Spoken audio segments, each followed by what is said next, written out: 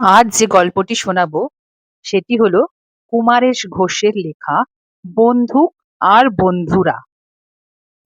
আমাদের পাড়ার পল্টুটা বড্ড ফাজিল, কেবল বড় বড় কথা আর বড় বেশি চাল। সাজগোজের ঘটাঘটি খুব, পায়ে সুরতোলা চটি, পরনে ঢোলা পায়জামা, গায়ে গরদের পাঞ্জাবি, মাথায় উল্টানো টেরি, চোখে চশমাও পরে, পাওয়ার আছে কিনা কে জানে, হাতে ঘড়িও পরে। কখনো সেটা ফাস্ট যায়, কখনো স্লো, কিন্তু কারুর কিচ্ছু বলার উপায় নেই। বললেই বলে, জানিস আমার ঘড়ি দেখেই বেলা একটায় কেল্লায় তোপ পড়তো। নন্টেটা ঠোঁট কাটা, দু চক্ষে দেখতে পারে না পল্টুর চালবাজি। বলে, রেখে দে ওর গপ্প। ওর ঘড়ির মতো যদি তোপ পড়তো তবে কোন দিন বেলা 10টায় পড়তো, কোন দিন পড়তো বেলা 3টে, একটাই আর কোনোদিন পড়তো না। আসল কথা কি জানিস, তোপের 5 মিনিট আগে গোলাটাকে রড থেকে সরিয়ে ওই পল্টুকে ওখানে বসিয়ে দিত। আমরা সবাই হো হো করে হেসে উঠি। আসল কথা, ওরা দুজন কেউ কাউকে সহ্য করতে পারে না, ঠিক যেন সাপে নেউলে কিংবা আদায় কাঁচকলায়, অথবা মোহনবাগান ইস্ট বেঙ্গল। আর আমরা হচ্ছি দর্শক। আমাদের দলে গোপালটা একটু বুদ্ধিতে খাটো, বোধহয় মাথায় ঘি নেই, স্রেফ গোবর পোড়া, কোথায় কি বলতে হবে জানে না। সেদিন স্কুলের টিফিনের সময় আলু কাবলি কিনে খাচ্ছি আর গপ্প করছি, এমন সময় গোপলা বললে, জানিস ভাই, সেদিন খেলা দেখে ফেরবার সময় ট্রামে এত ভিড় হয়েছিল যে উঠতেই পারলাম না। কোনো ট্রাম আর স্টপেজে দাঁড়ায় না। 5-6টা ট্রামের পেছন পেছন ছুটে ধরবার চেষ্টা করতে করতে প্রায় অর্ধেক রাস্তা চলে এলাম। শেষে ধুত্তরি বলে রাগ করে বাকিটা পথ হেঁটেই মেরে দিলাম। যাক বাবা, 4টে পয়সা বেঁচে গেল। চালবাজ পল্টু গম্ভীর হয়ে ঘাড় বেঁকিয়ে সব শুনছিল। ফট করে মুখ বেঁকিয়ে বললে, ইস গোপলা, তুই বড্ড ভুল করেছিস। কেন কেন? গোপলা জিজ্ঞেস করলে। পল্টু হেসে বললে, তুই যদি ট্রামের পেছনে না ছুটে ট্যাক্সিগুলোর পেছনে ছুটতিস তবে নির্ঘাত 3-4 টাকা বাঁচাতে পারতিস। আমরা শুনে সবাই হো হো করে হেসে উঠলাম বটে, কিন্তু গোপলার মুখটা কালো হয়ে গেল, ঝুলে গেল, চোখ দুটো তার ছলছল করে উঠল। নন্টে তাড়াতাড়ি গোপলাকে বাঁচালে, ওর হাত ধরে দল থেকে সরিয়ে নিয়ে গেল। চলে আয় এদিকে, শুনিস না ওর কথা, ফাজিল একটা।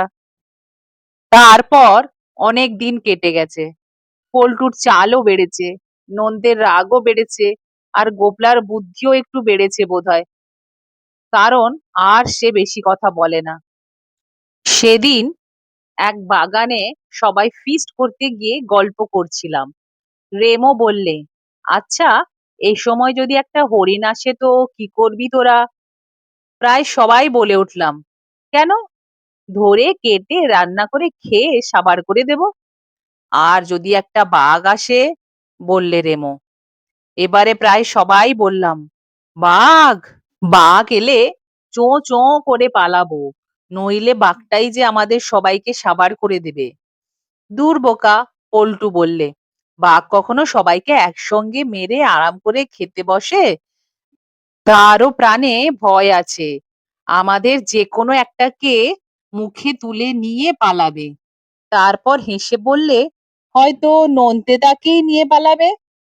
নন্দের গা জ্বলে উঠলো বোধহয়, বললে, আমাকে কেন, আর তোকে নয় কেন? পল্টু বললে, আমাকে নিলে বাঘটাকে মারবে কে? আমার বাবার বন্দুক আছে, তাই দিয়ে তাকে গুলি করে মারবো।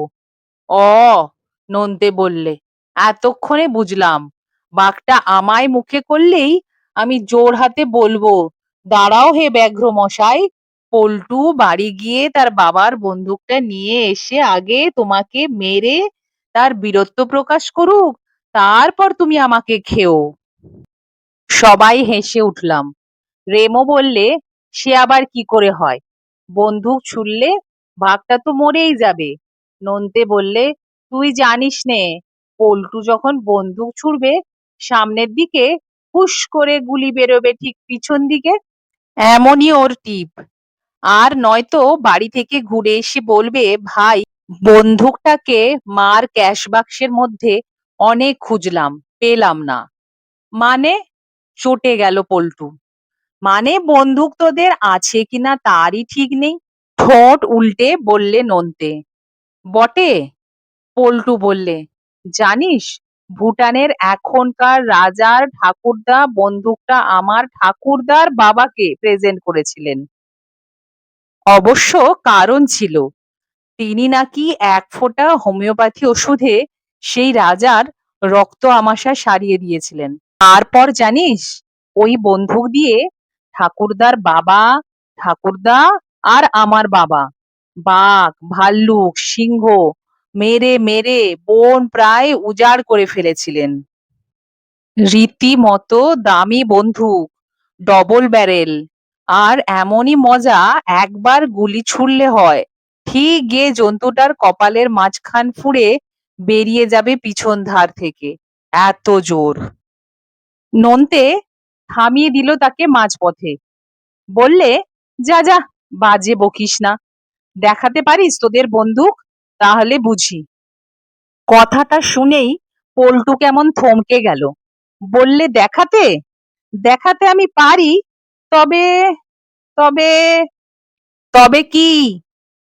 মানে খুব লুকিয়ে দেখাতে হবে। বাবা যখন অফিসে যাবেন দুপুরে, সেই সময়। কেন? নন্টে প্রশ্ন করলে। মানে, পল্টু বললে, বাবা এখানে বদলি হয়ে আসার পর থেকে আর বন্দুক ধরেননি। কি করে ধরবেন? এই কলকাতায় বন্দুক ছুড়তে গেলেই তো কারুর রান্নাঘরের হাঁড়ির মধ্যে ঢুকে যাবে। যা ঘিঞ্জি সব বাড়ি। আর আমাকেও বারণ করে দিয়েছেন বন্দুক ছুঁতে, যতদিন না মেজর হই। গোপলা আবার হঠাৎ বোকার মতো বলে ফেললো, সে কি, তুই মিলিটারিতে ঢুকবি বুঝি? কিন্তু মেজর হওয়ার আগেই তো তোকে বন্দুক ছোড়া শিখতে হবে রে। পল্টু বললে, আরে বোকা, সে মেজর নয়। 21 বছর হলে সাবালক হব, তারপরে বন্দুক ছোড়া শিখবো। নন্টে বললে, যাকগে, সে তুই যখন শিখবি শিখবি। এখন তোদের বন্দুক দেখাবি কিনা বল। পল্টু একটু ভেবে বললে, আচ্ছা, তোরা আসিস পরশু বুধবার দুপুরে 1:30 নাগাদ। মাও তখন ঘুমোবে। বুধবার 1:30টায় ঘুড়ি ঘুড়ি আমরা 3-4 জন গেলাম পল্টুদের বাড়ি। বেশ বড় বাড়ি। বাহিরের ঘরে পল্টু আমাদের বসালো। দেখলাম দেওয়ালে হরিণের শিং, মোষের শিং, ফরাসে বাঘের ছাল পাতা। পল্টু বললে, সব ওই বন্দুকে মারা। নন্টে বললে, দেরি করিস নে, নিয়ে আয় তোদের বন্দুক, দেখি একবার হাতিয়ারটাকে। বন্দুকটা কোথায় আছে জানিস তো? পল্টু বললে, জানি, মার আলমারির তলায় বন্দুকের বাক্সে বন্ধ করা। বোস তোরা, আনি। পল্টু চলে গেল।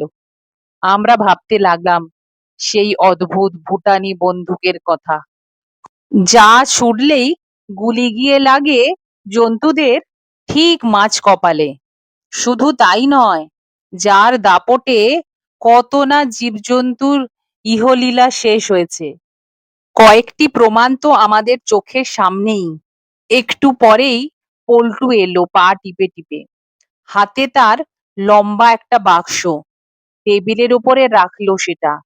আমরা প্রায় হুমড়ি খেয়ে পড়লাম তার উপর। পল্টু মরচে পড়া ছিটকিনি খুলে ডালাটা ওঠাতেই আমরা তো অবাক। বন্দুক কোথায়? কাঠের গুঁড়োর মধ্যে জং ধরা জোড়া নলটা পড়ে আছে শুধু। আর বাক্সটা উইয়ে ভর্তি। নন্টে ঠাট্টা করে বললে, বন্দুক কই রে? এ তো দেখছি একজোড়া নল। লোহার বাঁশি বুঝি? ক্ল্যারিওনেট? পল্টুও অবাক হয়ে গেছিল। ছলো চোখে বললে, ওইগুলো বন্দুকের ব্যাটনটা। ইস, একেবারে খেয়ে শেষ করে ফেলেছে। বাক্সটা এতদিন খোলাই হয়নি, তাই। গোপলা কবিতা বানিয়ে ফেললে, উইগুলো বড় পাজি, দেখো ব্যবহার, ভুটানি বন্দুক খেয়ে করে ছারখার। মনে হলো ঘরের হরিণ, মোষ, বাঘেদের ছিন্ন মুন্ডুগুলো যেন হো হো করে হেসে উঠল। বন্দুককে যেন বললে, কি ভায়া, আমাদের মেরে শেষ পর্যন্ত নিজেই গেলে উইয়ের পেটে। রেমো বললে, সত্যি, কার কপালে যে কি ঘটে বলা যায় না। পল্টু বন্দুকের বাক্স বন্ধ করলে।